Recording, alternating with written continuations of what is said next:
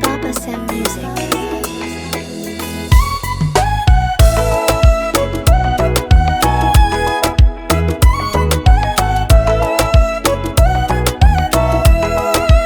C'est quoi ce zandisu?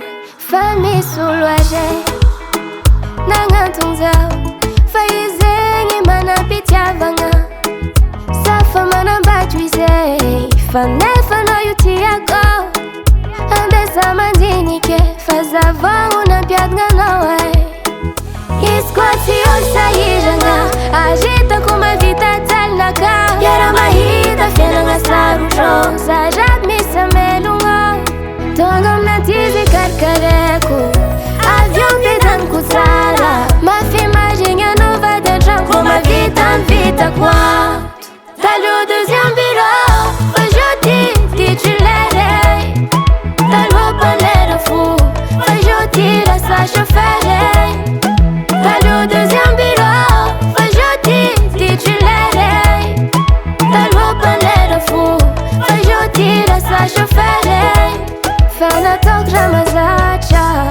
Timike kwa faizancha. Fana tok ramazacha. Mi bib kwa famisraila.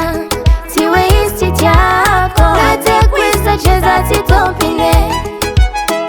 Iskwati osayiranga. Agita kuma vita talnaka. Yara mahita fiena nga sarucho. Sajat misa melunga. Tongam na tizi karkareko. Avion pitan kutsara. Mafi majinha nova de janko. Ma vita quoi. T'as le deuxième bureau.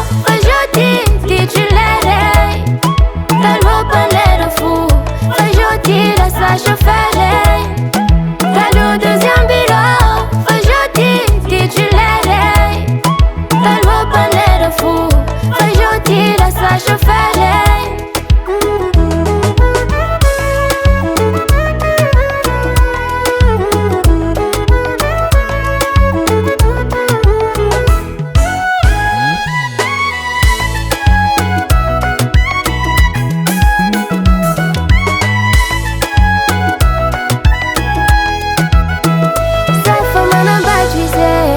Fanefa no yuti yako. Andesa mandinike. Faza vangu na piadga nawe.